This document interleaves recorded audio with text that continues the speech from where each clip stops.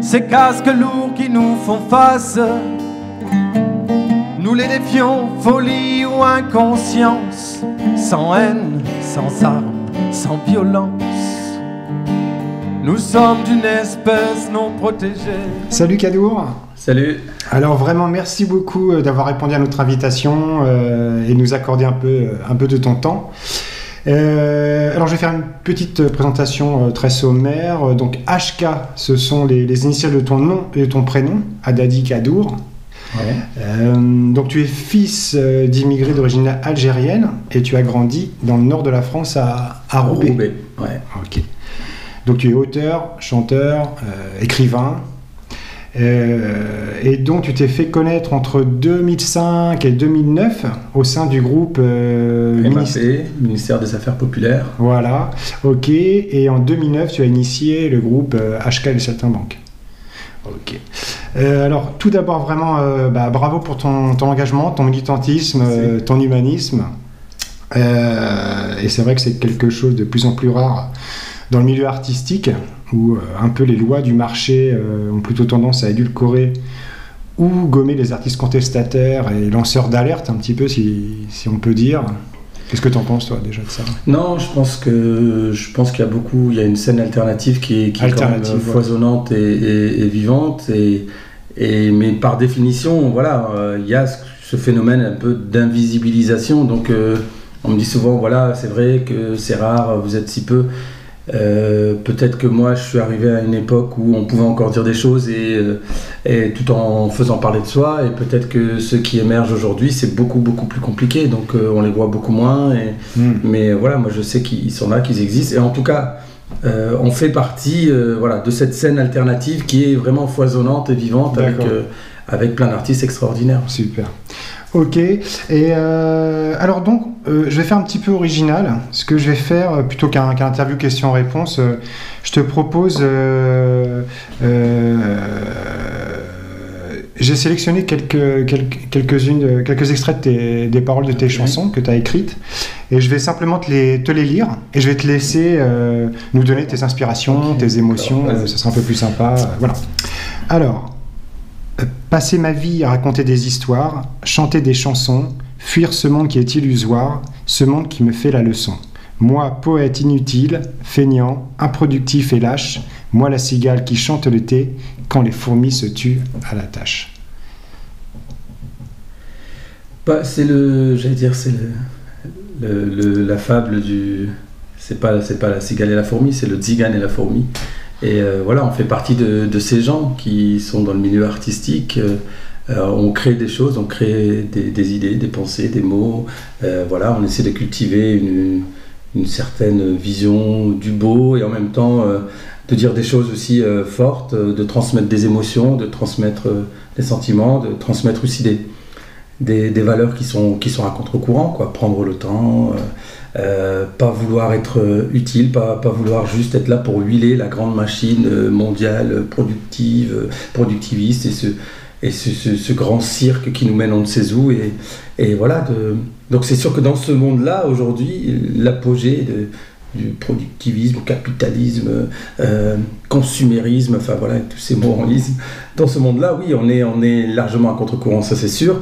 Et on est inutile, quoi. On est des gens d'un autre temps, des fous, des rêveurs, mais ça va pas la tête. Mais non, c'est pas ça la vie. Il faut travailler, métro, boulot, dodo, toujours la même note, quoi. Ok. Donc voilà. Okay. Alors, à la tombée du jour, quand le monde est chaos, v'là qu'on sort les échelles et les chalumeaux. Franco, on grimpe là-haut. Perchés sous les étoiles, givrés que nous sommes, dans la nuit noire, nous travaillons pour les hommes. Ouais, c'est presque peut-être la suite, c'est marrant, parce que donc, le premier extrait, c'était un extrait de Passer ma vie, et donc là, c'est un extrait de Rallumeur d'étoiles. Et c'est un peu, c'est un peu le développement de ça. La suite, oui, on est fou, on est dans nos petits mondes à nous, et on a cette prétention de croire qu'on fait des choses qui justement peuvent être utiles au monde, quoi. Dans la chanson Rallumeur d'étoiles, on dit voilà, Connais-tu la légende des chasseurs de comètes? Sur chaque étoile filante, un rêveur, un poète qui éclaire ce monde à refaire.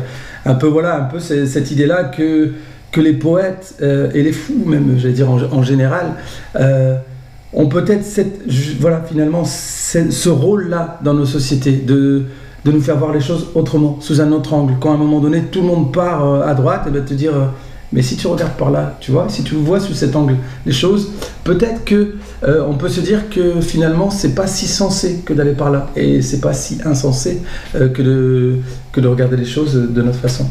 Okay. Je n'ai pas de territoire à défendre contre ces pauvres gens qui viennent des 4 coins du monde, et s'il nous fallait crever de faim ici tous ensemble, soyez les bienvenus. Plutôt mourir que de vivre dans l'abondance, couvert de vêtements quand tellement d'autres sont nus. Alors cette phrase, j'ai eu l'occasion d'en parler il y a pas si longtemps. C'est pas l'idée de dire plutôt mourir, enfin il dit ça, le citoyen du monde, voilà, il dit plutôt mourir que de vivre dans l'abondance, couvert de vêtements quand tellement d'autres sont nus.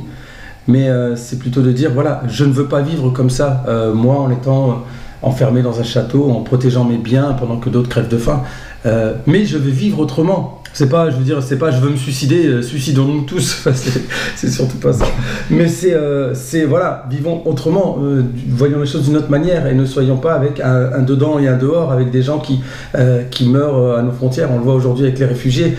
Mais voilà, faisons en sorte que, j'allais dire même que l'on soit à un moment de notre vie dedans ou dehors, parce que c'est ça finalement. Moi, il y a eu clairement des moments dans ma vie où c'était la galère, et puis aujourd'hui où ça va un peu mieux. Qu'on soit dans un dehors ou dans un dedans, créons des brèches d'une manière ou d'une autre, et soyons toujours dans cette même logique de foutre en l'air cette notion de dehors et de dedans, et le plus possible, quoi, de créer des trous, d'ouvrir des fenêtres, des portes, ou de défoncer des portes, enfin voilà, de faire en sorte qu'il n'y ait pas ces deux mondes, quoi, et ce monde de privilèges et qui vit dans le faste, et puis les autres qui crèvent juste en bas. Très bien. Un jour, par un vent froid, ils ont atteint ma porte. Ils voulaient entrer chez moi, ils voulaient que j'en sorte. Vous apprendrez qu'ici, cher monsieur, tout s'achète. Vous pourrez pour ce prix nous rembourser vos dettes. Donc c'est un extrait de la chanson Dunia, qui se passe dans un village au bord d'un désert en Afrique de l'Ouest. Et c'est une chanson qui peut parler d'une forme de post-colonialisme, d'une certaine manière, où, on a tous en mémoire l'époque, l'époque coloniale, où le fait colonial qui est, je te sors de ta maison et ça devient la mienne. Et il voulait rentrer chez moi, il voulait que j'en sorte. Et puis, mais aujourd'hui, c'est peut-être plus subtil, j'allais dire, entre guillemets. C'est plutôt, on va acheter, on va monnayer ça, on va te faire croire pour un bout de papier qui ne vaut rien, qui ne vaut que le prix que tu lui donnes toi-même. Et je veux dire, dans ces pays, mais pas que ces pays, tous ces gens qui vivent près de la terre se rendent compte, de ce qui a vraiment de la valeur essentielle.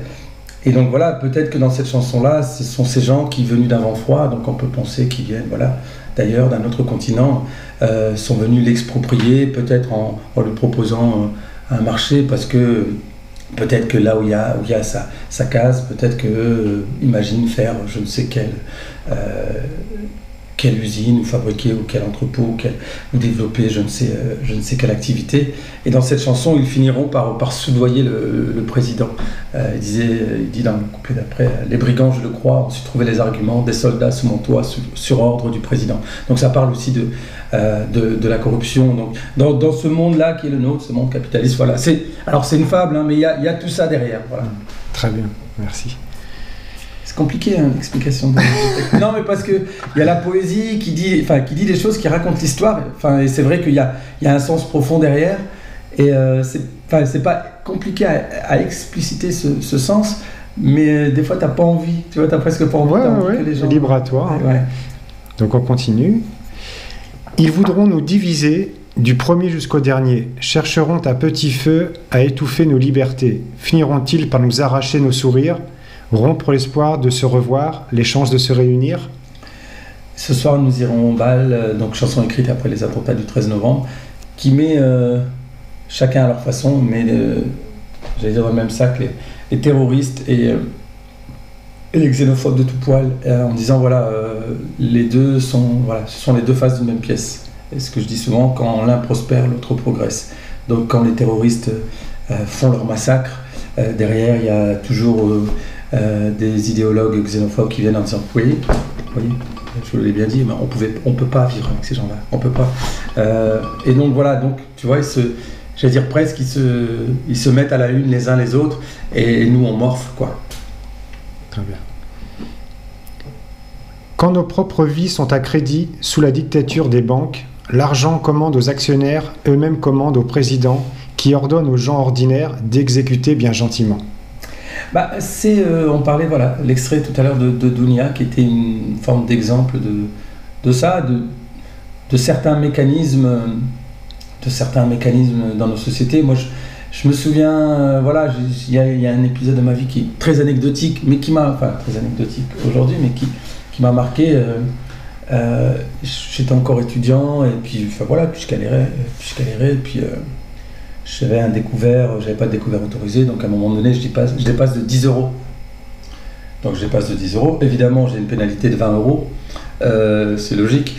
Mais ça paraît, je veux dire, voilà, ça peut paraître fou, mais voilà, juste, j'avais pas de quoi là les remettre sur mon compte, mais c'était une affaire de 15 jours.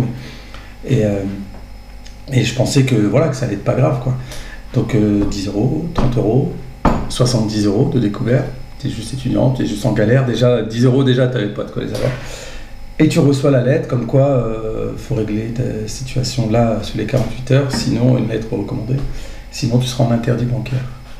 Donc c'est vraiment ce truc là où voilà, quand t'as la tête un peu sous l'eau, c'est pas un système, le système n'est pas fait pour qu'il y ait des gens qui te tendent la main, quoi. C'est plutôt on t'appuie la tête et bon.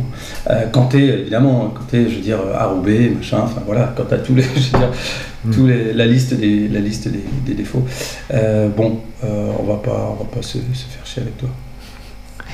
Ok. L'indignation obstinément. Dans un monde au garde à vous, soyez de ceux qui marchent contre le vent, mes amis, indignez-vous.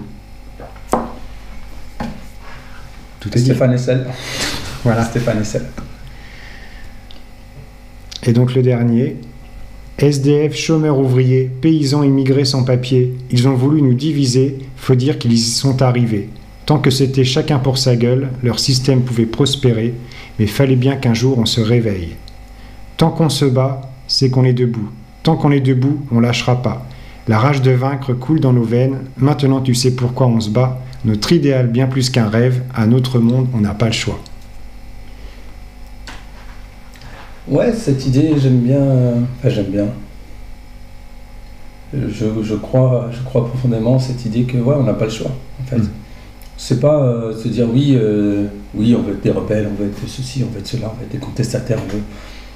Non, on a atterri dans une époque, dans un monde, dans un pays où il y a des choses qui nous indignent, voilà, pour reprendre l'expression chère à Stéphane Hessel, où il y a des choses qui nous révoltent, où il y a des choses pour lesquelles on a envie de se battre.